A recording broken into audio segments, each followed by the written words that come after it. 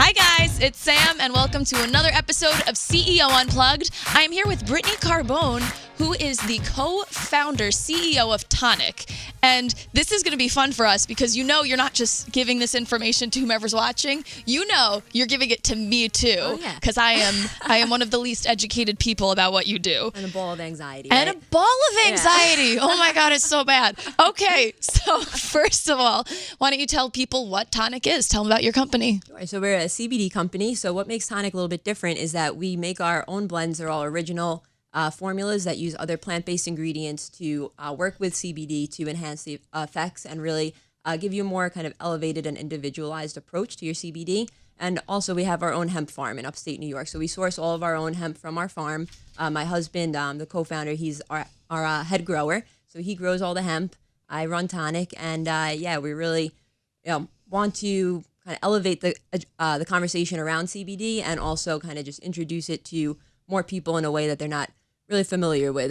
So we add adaptogens like ashwagandha. So that's really helps to, that anti-anxiety effect that everybody's looking for, the stress relief, all these things. Every ingredient in TONIC has a purpose, and it really, like I said, just kind of creates a more well-rounded and really reliable product. Okay, so just to kick it off at bare bones, what are some stigmas you hear about hemp, CBD, and you're like, no, I have to correct that right now? Sock it to me. Well, the first is obviously like, am I going to get high, right? So that's like everybody's main fear. Who doesn't know? They're like, wait a second. I've never smoked before. I can't do this. Exactly. Like, no, I get really paranoid. We're like, no, like this is the exact opposite actually. So it's CBD is actually an antagonist, is like an opposite of THC. So THC is the part of cannabis that gets you high. That's kind of works directly with receptors in your brain.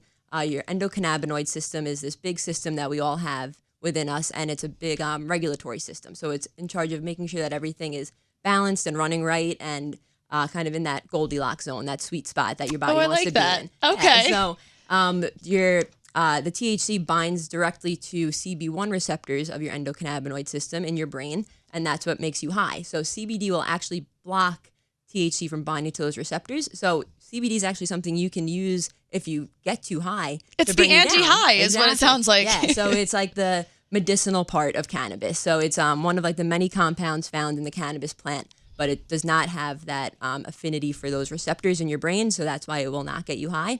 And then the other kind of big issue that I think that the CBD industry in general faces right now is that there is a lack of regulation and a lack of standardization, and it's the whole craze around it, all the hype that's around CBD right now. It really brings in a lot of people who are just in it for that money grab. So it's definitely you need to kind of do your homework and make sure that you're getting from a reliable source that has lab tests to verify that what you're getting actually has CBD in it. Right. It's things like that. Definitely give people. It's just a bad taste in their mouth when they see these stories on the news of all these kind of scam CBD things and things like that. So really just making sure that, we educate people on what to look for when they're buying their CBD and kind of how to make a smart purchase decision. Yeah, so it's interesting because it got so hot so quickly that a bunch of kind of BS groups did come out, and then a lot of people do get trigger shy, like you said. Exactly. They're like, oh, it's not. Right. Meanwhile, it's just like any industry, a bunch of con artists. Yeah.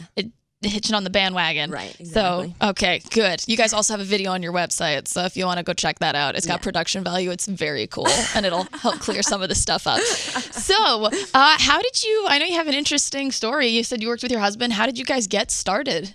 So, we actually, it was kind of just like a random thing more than anything. I mean, I always used cannabis personally, like recreationally, but also medicinally to help with my anxiety and depression, something that like I suffered with my whole life. And I was really looking for natural ways to cope with that. I, went the pharmaceutical route and didn't like it and really wanted that natural alternative. I was a personal trainer and health coach and had a lot of knowledge of like, natural supplements, these adaptogens and like kind of herbal remedies and things like that. And I would, try a lot of them, and only a couple of them I actually kind of, would feel anything from, ashwagandha being one of them. So ashwagandha, it's like a root herb, and like I said, it's an adaptogen. So it'll adapt to what your body needs and work to create balance from there. So similarly to CBD, it wants to just get you in that sweet spot, homeostasis, right? Your body's ideal state of balance. So I did like have those good results with ashwagandha, but was still kind of looking for something else. And a friend of ours was out in California for a little while, and in the cannabis industry out there, and this was like 2016, before all this hype around CBD was anything, and Right. he was like, you need to try, see, like, this is like going to be like the next big thing, like it's like everywhere, like out in California now, everybody's talking about it. And I was like, all right, like I'll try it out. Like I believe in cannabis, I believe like in its benefits and things like that, so why not give it a try? And it really wasn't like until one of my training clients actually pointed out to me, they're like, what are you on? Why are you so happy today? And I was like, what am I? I was like, I am in a good mood today. It's like, working. Yeah, I was like, I'm not like anxious or like tired or like mood or whatever. Like I'm just like, I feel good. I'm like, what is different? I was like, oh, that's CBD. So like I started to kind of take more notice of how I was feeling when I took it and the dosages and things like that. And I started to kind of do more research into it as well. I like to kind of intellectualize things and just started to kind of learn more about it and started to connect those dots between CBD and those other adaptogens that I was already using in my routine. I was really started to see the parallels between them and how they could really work together. So I started to just kind of stack them and combine the two, and the results were life-changing. It was really like I'd never had any like results like that with any other kind of natural product that I would try to use, and it was something that I saw, working one-on-one with so many different people all the time as a Right. trainer, and knowing intimately how they were struggling with stress, sleeplessness, trouble losing weight, trouble, recovering from their workouts and things like that. This was something that I knew so many people could benefit from, and it's safe. You know what I mean? Right. That's like the biggest thing. Like, there's little to no side effects, no risk of dependency. There's just like all the good really outweighs the bad. Like the probably worst that will happen is that it doesn't do anything for you. You know what I Right. mean? Like, so that's a risk I'm willing to take, right? So, So you're saying the worst that's going to happen is nothing changes? Right, exactly. Yeah.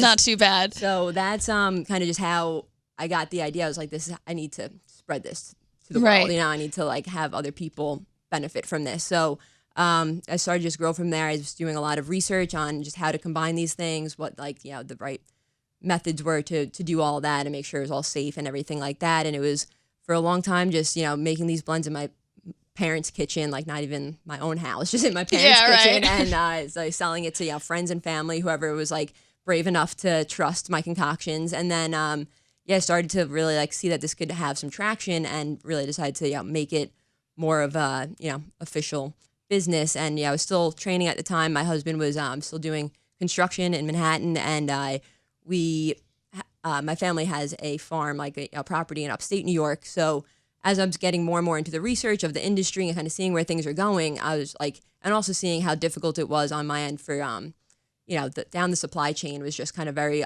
unreliable, and it was just a lot of a big mess. A very new Right. industry, so a lot of kinks to be worked out. And I kind of just saw the potential of like, well, there's going to be such a huge increase in demand, like there's going to need to be an increase in supply, and like we're going to need a supply. Like that would be cool if we could grow our own hemp. So Right. we started to just kind of research into it, and it kind of just lined up with perfect timing. Like as we were starting to go to these meetings to see if we could get licensed under like a research institution, the governor of New York came out, made an announcement they were lifting like that kind of stipulation that it has to be under a research institution. They were opening up licensing to private farmers, and you could apply for your own license. So we were just like, all right, well, this is Oh my perfect God, that timing. works out. Yeah. So Wow. we applied for our license and got it. Eric, my husband, he dove headfirst into learning all he could about large scale hemp production, and we started our farm just about a year ago to the day. Today we planted. You guys our are first crop. babies. Yeah. First of all, happy birthday. And that's amazing. Yeah. See, because you had the experience, you were your own accidental test group. Right. Like you did it to yourself. Yeah. And that mixed with the passion, like the belief and how you feel about it, just like it actually doesn't surprise me to hear you're only a year old and already doing what you're doing, because you're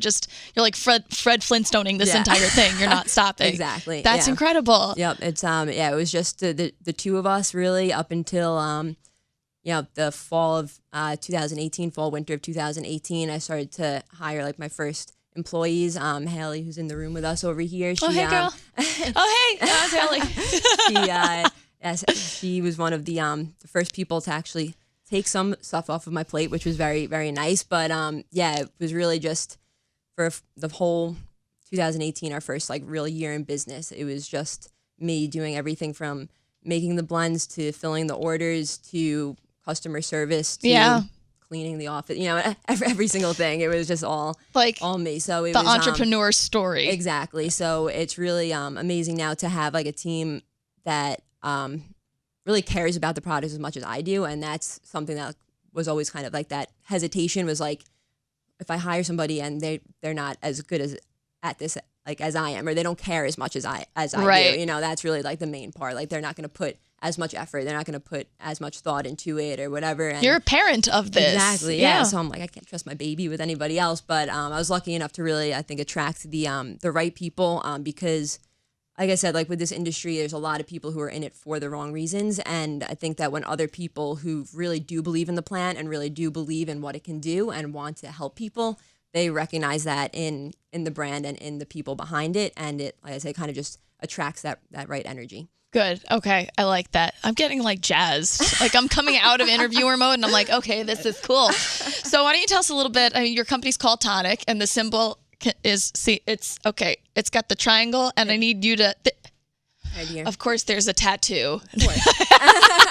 I don't have to hand gesture it because it's there. So we should figure out how to do like a hand gesture. I was going to be like, we could double the, no, you got to cover it. Out. Yeah. So that's awesome. Clearly you're very passionate about it. Where did this symbol come from? Yeah, the triangle itself is, is a symbol with the three sides of that balance. And then the triangles interconnected makes like, 3 different kind of shapes. And it so really just stands for balance. Like I said, the alignment of mind, body, and spirit is really what TONIC is very much focused on, because I believe that when you align those energies within yourself, you align like your kind of multidimensional self, you can really access a stronger vibration, like vibrate at a stronger frequency, and then align better with the energy around you and like kind of tune into the energy of the universe. So that's why our tagline is "Fix Your Vibe." So that's really kind of just encapsulates what we want to do. Like, it's not gonna solve all of your problems, right? CBD, nothing will. There's still stuff that you need to always work on within yourself. But when you can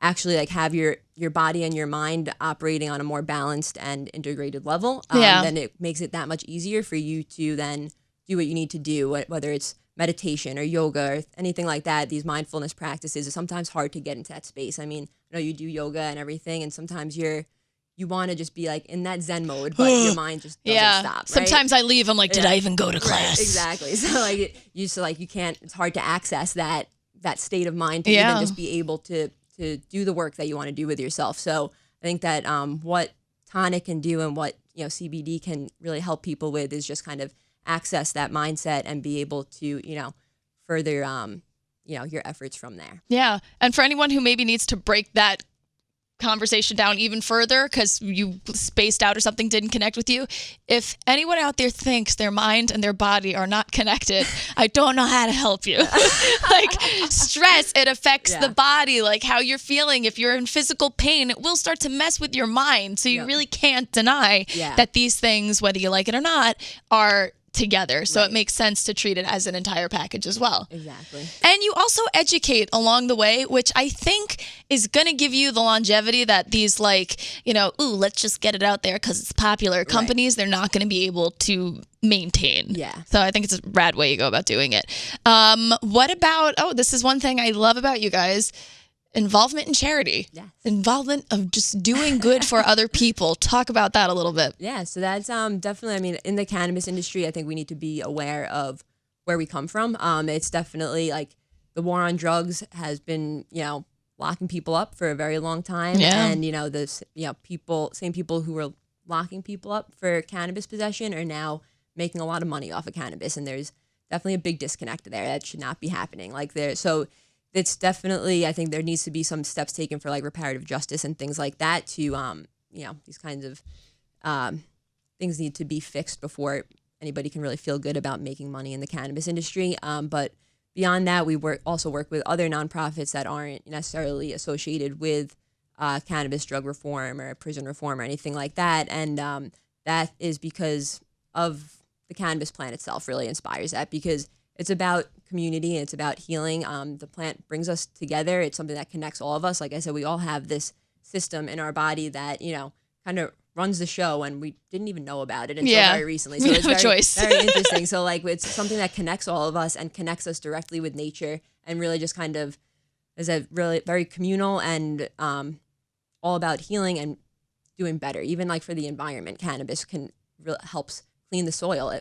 Hemp or cannabis, it will clean the soil that it's planted in. It remediates the soil itself, and it's just good for the environment. It can be used for so many different things, and it's renewable, and it's just really when you look at kind of the plant in that way and what it stands for and what it can really do. I think I just wanted to embody that as much as I could through the company because, like I said, I really want to highlight the plant for all the good that it can do rather than just, seeing this as a way to make money. Yeah.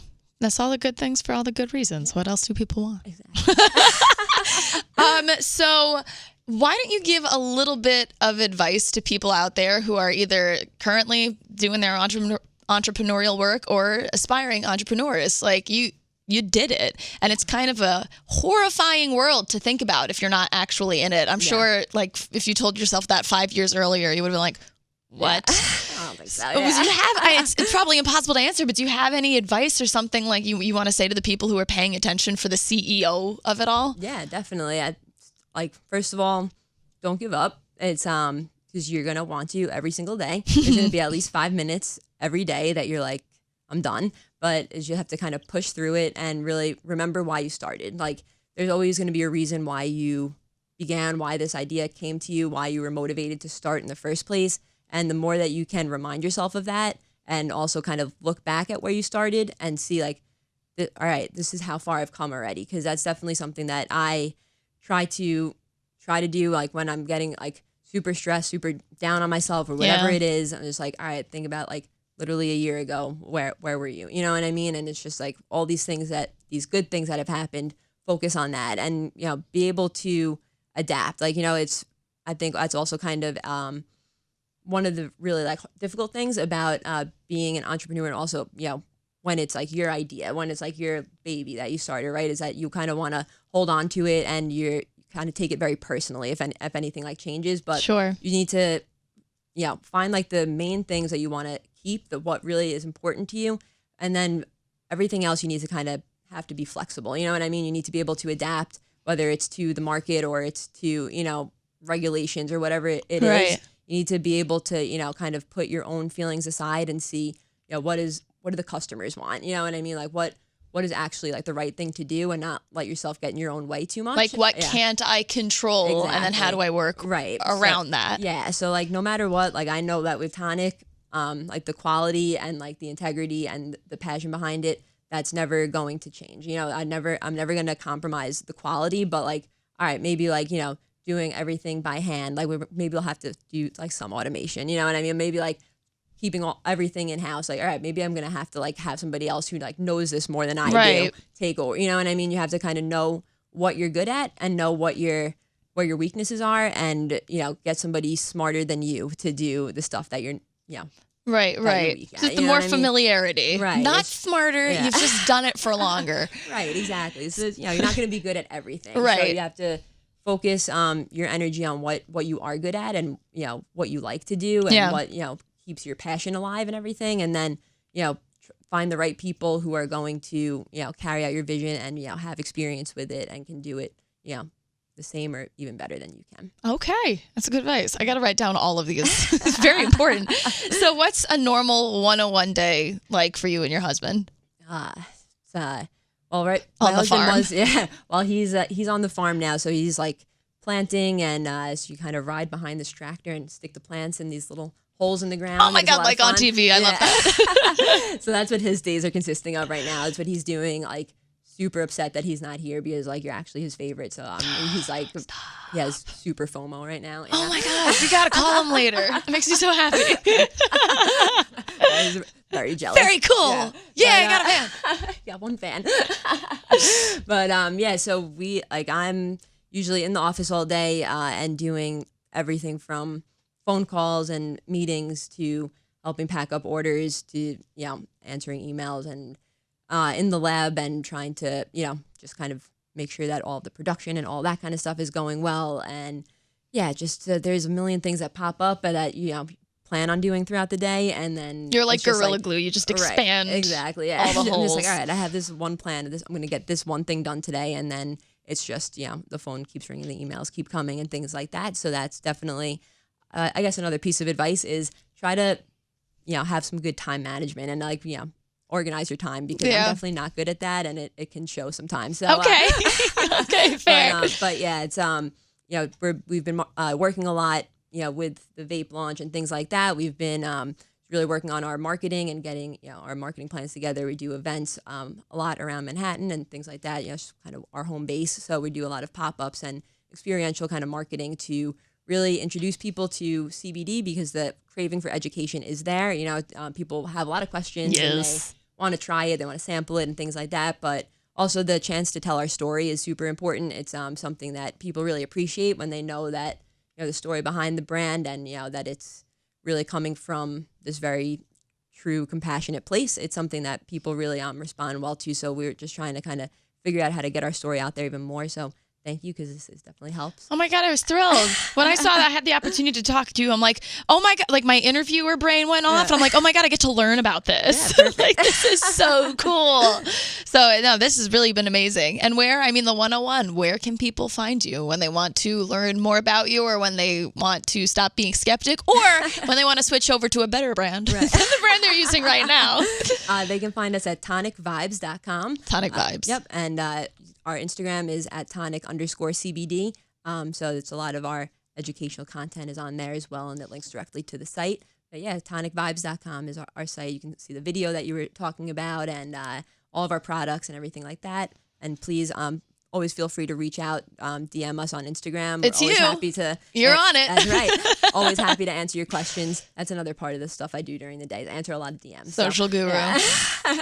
You got it. Brittany, thank you so much. It's been an you. absolute pleasure. I feel smarter and a little more relaxed. So that's kind of awesome. This has been another episode of CEO Unplugged. Thank you for checking us out, and go check out TONIC. Just take care of yourself. Do it.